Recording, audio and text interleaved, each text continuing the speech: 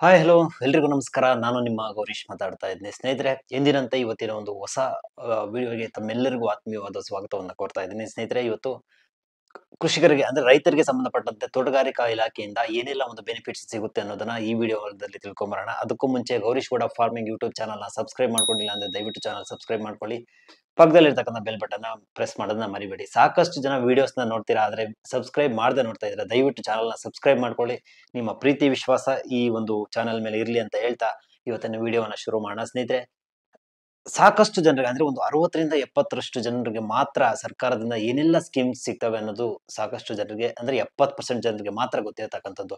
ಇನ್ನು ಉಳಿದ 30-40% ಜನ ರೈತರಿಗೆ ಸರ್ಕಾರದಿಂದ ಏನೆಲ್ಲ ಒಂದು ಬೆನಿಫಿಟ್ಸ್ ಸಿಗುತ್ತೆ ಅನ್ನೋ ಒಂದು ಮಾಹಿತಿ ಪಾಪ ಗೊತ್ತಿರೋದಿಲ್ಲ.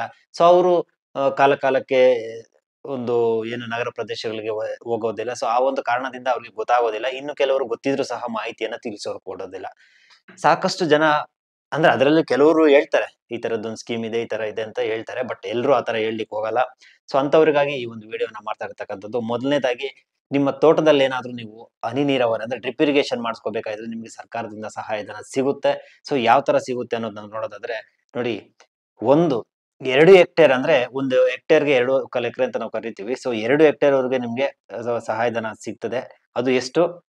ಜನರಲ್ ಇವ್ರಿಗೆ 75% ಕೊಟ್ರೆ, ಪರಿಶಿಷ್ಟ ಜಾತಿ ಮತ್ತೆ ಪರಿಶಿಷ್ಟ ಪಂಗಡದ ರೈತರಿಗೆ 90ರಷ್ಟು ಏನು ಸಬ್ಸಿಡಿಯನ್ನ ಕೊಡ್ತಾ ಇರ್ತಕ್ಕಂಥದ್ದು. ಇನ್ನು 3 ಹೆಕ್ಟೇರ್ಗಿಂತ ಹೆಚ್ಚಿನ ಇರ್ತಕ್ಕಂಥ ರೈತರಿಗೆ, ಎಲ್ಲಾ ವರ್ಗದ ರೈತರಿಗೂ 45% ಜನ ಒಂದು ಸಬ್ಸಿಡಿಯನ್ನ ಕೊಡ್ತಾ ಇರ್ತಕ್ಕಂಥದ್ದು, ಸರ್ಕಾರದ ಒಂದು ಸಹಾಯಧನ ಕೊಡ್ತಾ ಇರ್ತಕ್ಕಂಥದ್ದು. ಇದು ಏನು ಡ್ರಿಪ್ ಇರಿಗೇಷನ್ಗೆ. ಇನ್ನು ಇದಾದ ನಂತರ ನೆಕ್ಸ್ಟ್ ನಾವು ನೋಡೋದಾದ್ರೆ ನರ್ಸರಿಯನ್ನ ನೀವೇನಾದ್ರೂ ಆರಂಭ ಮಾಡಬೇಕು ಅಂತ ಇದ್ರೆ, ರಾಷ್ಟ್ರೀಯ ತೋಟಗಾರಿಕೆ ಮಿಷನ್ ಇಲಾಖೆಯಿಂದ ನೀವು ನರ್ಸರಿಯನ್ನು ಸಹ ಸ್ಥಾಪನೆ ಮಾಡ್ಕೊಳ್ಬಹುದು. ಅದಕ್ಕೆ ಸರ್ಕಾರದಿಂದ ಇಂತಿಷ್ಟು ಸಬ್ಸಿಡಿ ಹಣ ಅಂತ ಸಿಗುತ್ತೆ. ಅದು ಯಾವ ತರ ಅನ್ನೋದು ನಾವು ನೋಡೋದಾದ್ರೆ, ಅದರಲ್ಲಿ ಸ್ಟೆಪ್ ಬೈ ಸ್ಟೆಪ್ ಇದಾವೆ. ಯಾವ ವಿಧಾನದಲ್ಲಿ ಮಾಡ್ಕೊಂಡ್ರೆ ಎಷ್ಟೆಷ್ಟು ಬರುತ್ತೆ ಅನ್ನೋದನ್ನ ಇದರಲ್ಲಿ ನಾವು ನೋಡ್ಕೊಂಬರೋಣ. ಮೊದಲನೇದಾಗಿ, ಮಾದರಿ ಸಸ್ಯಾಗಾರ ಕನಿಷ್ಠ 4 ಹೆಕ್ಟೇರ್ ವರೆಗೂ, ಅಂದ್ರೆ ಇದು ಸಾರ್ವಜನಿಕ ವಲಯಕ್ಕೆ ಸಂಬಂಧಪಟ್ಟಿದ್ದು. ಸೊ ಸಾರ್ವಜನಿಕ ವಲಯ ಅಂತ ಬಂದಾಗ 100% ಅಷ್ಟು ನಿಮ್ಗೆ ಏನು ಸಹಾಯಧನ ಸಿಗುತ್ತೆ. ಪ್ರತಿ ಹೆಕ್ಟೇರ್ಗೆ ಅಂದ್ರೆ 25 ಲಕ್ಷಗಳಂತೆ 4 ಹೆಕ್ಟೇರ್ಗೆ ಹತ್ತತ್ರ 100 ಲಕ್ಷ ಅಂದ್ರೆ 1 ಕೋಟಿವರೆಗೂ ನಿಮ್ಗೆ ಸಹಾಯಧನ ಇದರಲ್ಲಿ ಸಿಗ್ತಾ ಇರ್ತಕ್ಕಂಥದ್ದು. ಇದು ತುಂಬಾ ಕಮರ್ಷಿಯಲ್ ಅಂದ್ರೆ ದೊಡ್ಡ ಮಟ್ಟದಲ್ಲಿ ಇದು ಮಾಡ್ಬೇಕಾಗಿರ್ತಕ್ಕಂಥದ್ದು. ಇನ್ನು ಖಾಸಗಿ ವಲಯ ಕನಿಷ್ಠ 4 ಹೆಕ್ಟೇರ್ ವರೆಗೆ ನಾವು ನೋಡೋದಾದ್ರೆ, ನಿಮ್ಗೆ ಘಟಕಕ್ಕೆ ಅಂದ್ರೆ ಪ್ರತಿ ಒಂದು ಘಟಕಕ್ಕೆ ಪ್ರತಿ ಒಂದು ಹೆಕ್ಟೇರ್ಗೆ 25 ಲಕ್ಷ ಅಂದ್ರೂ ಇದಕ್ಕೆ ಎಷ್ಟಾಗುತ್ತೆ? 40% ಸಹಾಯಧನ ಇರೋದ್ರಿಂದ 40 ಲಕ್ಷ ಅಂದ್ರೆ ಟೋಟಲಿ ನಿಮ್ಗೆ 4 ಎಕರೆಗೆ 4 ಹೆಕ್ಟೇರ್ ವರೆಗೆ ನಿಮ್ಗೆ 40 ಲಕ್ಷ ಸಹಾಯಧನ ಸಿಗುತ್ತೆ. ಅಂದ್ರೆ ಪ್ರತಿ ಒಂದು ಘಟಕಕ್ಕೆ 10 ಲಕ್ಷ ಮಾತ್ರ ಕೊಡ್ತಾರೆ ಇದ್ರಲ್ಲಿ. ಇದು ಖಾಸಗಿ ವಲಯ. ಆಗ್ಲೇ ಹೇಳಿದ್ದು ನಾನು ಸಾರ್ವಜನಿಕ ವಲಯ. ಸೊ ಅಲ್ಲಿ ನಿಮ್ಗೆ 25 ಲಕ್ಷ ಪ್ರತಿಯೊಂದು ಹೆಕ್ಟೇರ್ ಕೊಟ್ರೆ, ಇಲ್ಲಿ ಖಾಸಗಿ ವಲಯದಲ್ಲಿ 10 ಲಕ್ಷವನ್ನು ಕೊಡ್ತಾರೆ. ಇನ್ನು ಸಣ್ಣ ಸಸ್ಯಾಗಾರ ಕನಿಷ್ಠ 1 ಎಕರೆ ಅಂದ್ರೆ ಸ್ಮಾಲ್ ಇದು ಬರುತ್ತದು. ಸಣ್ಣ ಸಸ್ಯಾಗಾರವನ್ನು ನಿರ್ಮಾಣ ಮಾಡ್ತೀವಿ ಅನ್ನೋದಾದ್ರೆ, ಇದು ಸಾರ್ವಜನಿಕ ವಲಯದಲ್ಲಿ 100% ಸಹಾಯಧನ ಸಿಗುತ್ತೆ. ಅಂದ್ರೆ 15 ಲಕ್ಷದವರೆಗೂ ನಿಮ್ಗೆ ಸಹಾಯಧನ ಸಿಗುತ್ತೆ. ಇದರಲ್ಲೇ ಸಣ್ಣ ಸಸ್ಯಾಗಾರದಲ್ಲಿ ಕನಿಷ್ಠ 1 ಹೆಕ್ಟೇರ್ ವರೆಗೆ, ಖಾಸಗಿ ವಲಯದಲ್ಲಿ ನೀವೇನಾದ್ರೂ ಮಾಡ್ತೀವಿ ಅನ್ನೋದಾದ್ರೆ ನಿಮ್ಗೆ 50% ಅದರಲ್ಲಿ 15 ಲಕ್ಷದಲ್ಲಿ 50% ಅಂದ್ರೆ ಎಷ್ಟು? 7.50 ಅಂದ್ರೆ 7.5 ಲಕ್ಷ ನಿಮ್ಗೆ ಸಹಾಯಧನ ಸಿಗುತ್ತೆ. ಇದು ಬಂದು ನರ್ಸರಿ ಸ್ಥಾಪನೆ ಮಾಡೋದಕ್ಕೆ ಈ ಹೇಳಿರ್ತಕ್ಕಂಥದ್ದು 4 ಪಾಯಿಂಟ್ಸ್ ಸಹ ನರ್ಸರಿಯನ್ನ ನೀವು ಸ್ಥಾಪನೆ ಮಾಡ್ತೀವಿ ಅನ್ನೋದಾದ್ರೆ.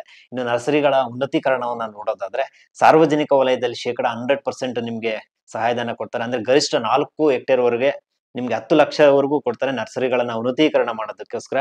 ಇನ್ನ ನರ್ಸರಿಗಳ ಉನ್ನತೀಕರಣ ನಾವು ಖಾಸಗಿ ವಲಯದಲ್ಲಿ ನಾವು ನೋಡೋದಾದ್ರೆ, ಒಂದು ಸಾರ್ವಜನಿಕ ವಲಯ ಅಂತ ಬಂದಾಗ ಅದರಲ್ಲಿ 10 ಲಕ್ಷದವರೆಗೂ ಕೊಡ್ತಾರೆ. ಇನ್ನು ಖಾಸಗಿ ವಲಯ ಅಂತ ಬಂದಾಗ ಅದರಲ್ಲಿ 50% ಅಂದ್ರೆ 5 ಲಕ್ಷದವರೆಗೂ ಮಾತ್ರ ನಿಮ್ಗೆ ಸಹಾಯಧನವನ್ನ ಕೊಡಲಾಗುತ್ತೆ. ಇನ್ನು ಮುಂದುವರೆದಂತೆ ನಾವು ನೋಡೋದಾದ್ರೆ, ಇನ್ನು ಏನೇನೆಲ್ಲ ಒಂದು ತೋಟಗಾರಿಕೆ ಇಲಾಖೆಗಳಿಂದ ಸಿಗ್ತವೆ ಅಂತ. ವಿಡಿಯೋ ಬೋರ್ ಅಂತ ನೀವು ಅನ್ಕೊಳ್ಳೋದಕ್ಕೆ ಹೋಗ್ಬೇಡಿ. ಜಸ್ಟ್ ಈ ಒಂದು ವಿಡಿಯೋನ ಕಂಪ್ಲೀಟ್ ಆಗಿ ವಾಚ್ ಮಾಡಿ. ಏನೇನ್ ಹೇಳಿರ್ತೀನಿ ಅವೆಲ್ಲವೂ ಸಹ ಸರ್ಕಾರದಿಂದ ಕೊಡ್ತಕ್ಕಂಥ ಯೋಜನೆಗಳು. ಯಾರು ಸಹ ಮಿಸ್ ಮಾಡ್ಕೊಳ್ಬೇಡಿ. ಪ್ರತಿಯೊಬ್ಬರಿಗೂ ಒಂದು ಕನ್ಸಿರುತ್ತೆ, ದೊಡ್ಡ ಮಟ್ಟದಲ್ಲಿ ನಾವು ಬೆಳಿಬೇಕು ಅನ್ನೋ ಒಂದು ಕನ್ಸಿರುತ್ತೆ. ಆದ್ರೆ ಸಾಕಷ್ಟು ಜನರಿಗೆ ಇವುಗಳ ಒಂದು ಮಾಹಿತಿ ಇರೋದಿಲ್ಲ.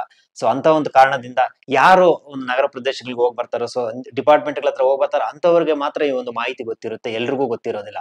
ಬಟ್ ಅಲ್ಲಿ ಹೋಗಿ ಬಂದ ಪ್ರತಿಯೊಬ್ರು ಸಹ ಈ ವಿಚಾರಗಳನ್ನ ಶೇರ್ ಮಾಡೋದಿಲ್ಲ. ಸೊ ಆ ಒಂದು ಕಾರಣಕ್ಕೋಸ್ಕರ ಈ ವಿಡಿಯೋವನ್ನ ಎಲ್ರಿಗೂ ಶೇರ್ ಮಾಡಿ.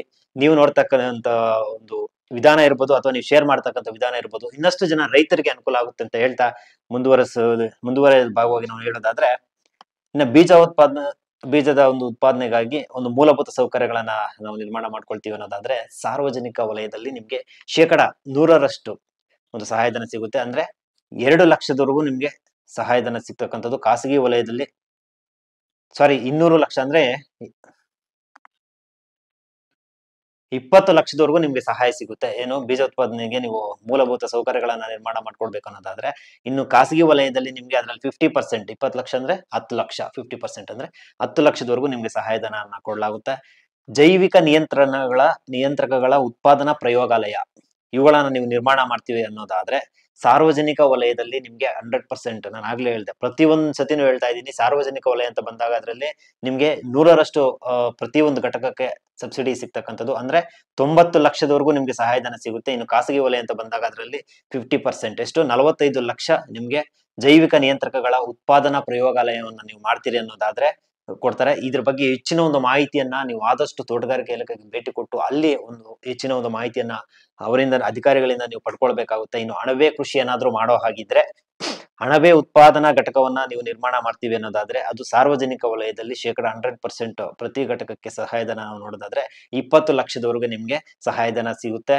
ಇನ್ನು ಖಾಸಗಿ ವಲಯದಲ್ಲಿ ಅಣಬೆ ಒಂದು ಉತ್ಪಾದನಾ ಘಟಕ ನಿರ್ಮಾಣ ಮಾಡ್ತೀವಿ ಅನ್ನೋದಾದ್ರೆ ಅಂದ್ರೆ ಅದರಲ್ಲಿ 50%, ಎಷ್ಟು 40ರಷ್ಟು ಪ್ರತಿ ಘಟಕಕ್ಕೆ ಕೊಡೋದಾದ್ರೆ 8 ಲಕ್ಷದವರೆಗೂ ನಿಮ್ಗೆ ಸಹಾಯಧನ ಸಿಗುತ್ತೆ.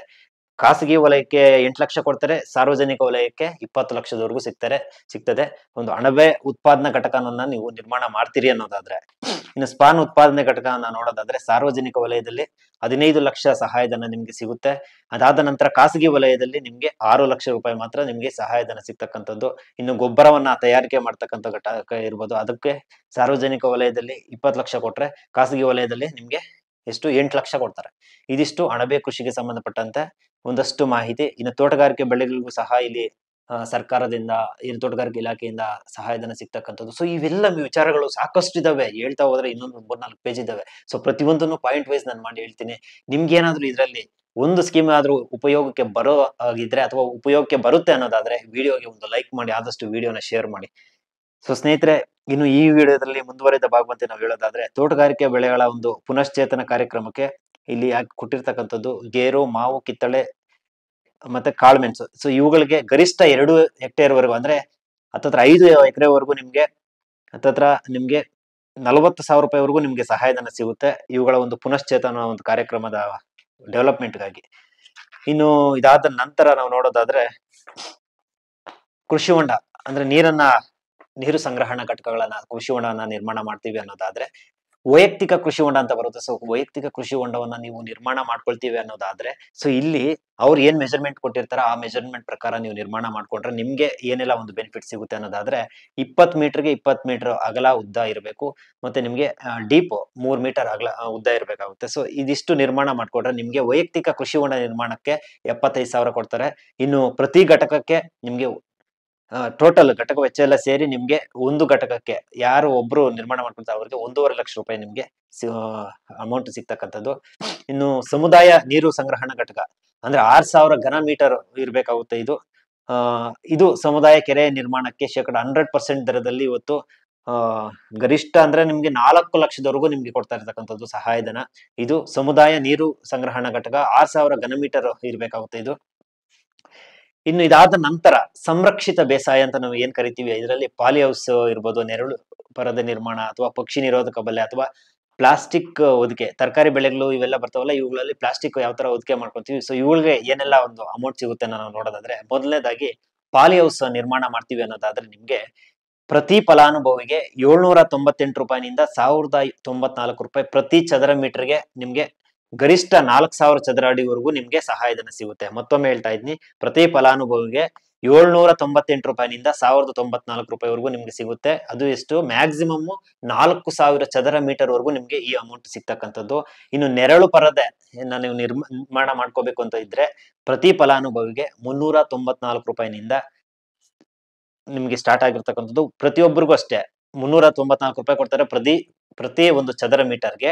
ಟೋಟಲ್ ನಿಮ್ಗೆ 4,000 ಚದರ ಮೀಟರ್ ವರೆಗೂ ನಿಮ್ಗೆ ಅಮೌಂಟ್ ಸಿಗ್ತಾ ಇರ್ತಕ್ಕಂಥದ್ದು. ಇನ್ನು ಪಕ್ಷಿಗಳನ್ನ ಕಂಟ್ರೋಲ್ ಮಾಡ್ಲಿಕ್ಕೆ ಪಕ್ಷಿ ನಿರೋಧಕ ಬಲೆಗೆ ಟೋಟಲ್ ನಿಮ್ಗೆ ಏನು 20 ರೂಪಾಯಿ ಪ್ರತಿ ಒಂದು ಚದರ ಮೀಟರ್ಗೂ ನಿಮ್ಗೆ 20 ರೂಪಾಯಿಯನ್ನು ಕೊಡ್ತಾರೆ.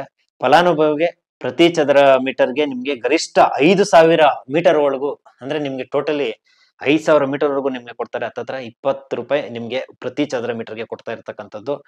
ಇನ್ನು ಅಂದ್ರೆ 50,000 ರೂಪಾಯಿವರೆಗೂ ನಿಮ್ಗೆ ಸಹಾಯಧನ ಸಿಗುತ್ತೆ. ಸೊ ಈ ಒಂದು ಪಕ್ಷಿ ನಿರೋಧಕ ಬಲೆಯನ್ನ ನಿರ್ಮಾಣ ಮಾಡ್ಬೇಕು ಅನ್ನೋದಾದ್ರೆ.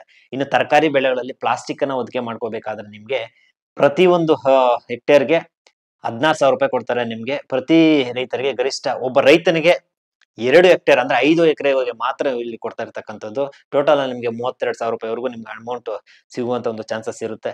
ಇನ್ನು ನೆಕ್ಸ್ಟ್ ನಾವು ನೋಡೋದಾದ್ರೆ ಸಮಗ್ರ ಕೀಟ ಮತ್ತೆ ರೋಗ ನಿಯಂತ್ರಣ ಮತ್ತು ಸಮಗ್ರ ಪೋಷಕಾಂಶಗಳ ಒಂದು ನಿರ್ವಹಣೆಯನ್ನ ಮಾಡ್ತಕ್ಕಂಥದ್ದು. ಸೊ ಇವುಗಳಿಗೆ ಸಂಬಂಧಪಟ್ಟಂತೆ ನಿಮ್ಗೆ ಕೀಟನಾಶಕಗಳನ್ನ ಖರೀದಿಗಾಗಿ ಅಥವಾ ಖರ್ಚು ಮಾಡಬಹುದಾದಂತಹ ಒಂದು ಅಂದಾಜು ವೆಚ್ಚ, ನೀವೇನು ಕೀಟನಾಶಕಗಳನ್ನ ನಿರ್ವಹಣೆ ಮಾಡೋದಕ್ಕೆ ಎಷ್ಟು ಖರ್ಚು ಮಾಡ್ತೀರಾ ಅದರಲ್ಲಿ ನಿಮ್ಗೆ 4,000 ರೂಪಾಯಿ ಪ್ರತಿ ಹೆಕ್ಟೇರ್ಗೆ ಕೊಡ್ತಾರೆ. ಅಂದ್ರೆ 2.25 ಎಕರೆಗೆ ನಿಮ್ಗೆ 4,000 ರೂಪಾಯಿ ಸಿಗುತ್ತೆ. ಇದರಲ್ಲಿ 30% ಗರಿಷ್ಠ ಅಂದ್ರೆ ನಿಮ್ಗೆ 30% 1,200 ರೂಪಾಯಿವರೆಗೂ ನಿಮ್ಗೆ ಫಲಾನುಭವಿಗಳ ಒಂದು ಖಾತೆಗೆ ಬರ್ತಾ ಇರ್ತಕ್ಕಂಥದ್ದು. ಗರಿಷ್ಠ ನಿಮ್ಗೆ 4 ಹೆಕ್ಟೇರ್ ಅಂದ್ರೆ ಹತ್ತತ್ರ ಒಂದು 10 ಎಕರೆವರೆಗೂ ನಿಮ್ಗೆ ಈ ಒಂದು ಸಹಾಯಧನ ಸಿಗ್ತಾ ಇರತಕ್ಕಂಥದ್ದು. ಒಂದು ಹೆಕ್ಟೇರ್ಗೆ 4,000 ರೂಪಾಯಿ ಅಮೌಂಟ್ ಅಂತ ಸಿಗ್ತಾ ಇರ್ತಕ್ಕಂಥದ್ದು.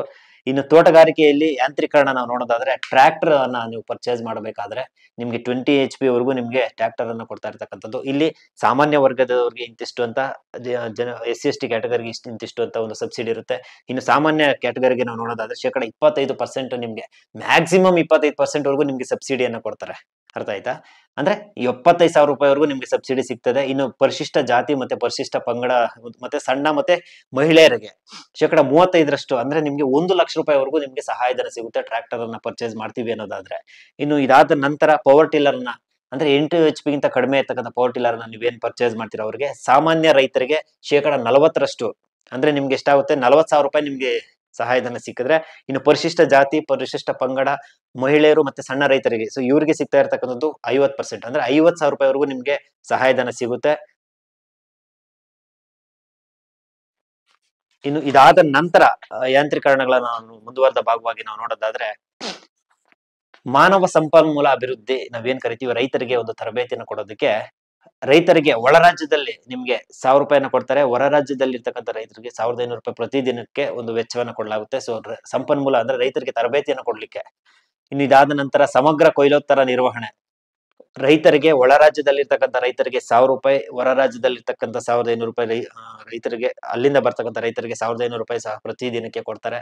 ಸೊ ಇವೆಲ್ಲ ಇನ್ಫಾರ್ಮೇಶನ್ ಬಹಳಷ್ಟು ಜನರಿಗೆ ಗೊತ್ತಿರೋದು. ಇಷ್ಟು ಜನರಿಗೆ ಗೊತ್ತಿರೋದಿಲ್ಲ ಅಂದ್ರೆ ಮ್ಯಾಕ್ಸಿಮಮ್ ಒಂದು 60ರಿಂದ 70% ಜನರಿಗೆ ಗೊತ್ತಿರೋದಿಲ್ಲ.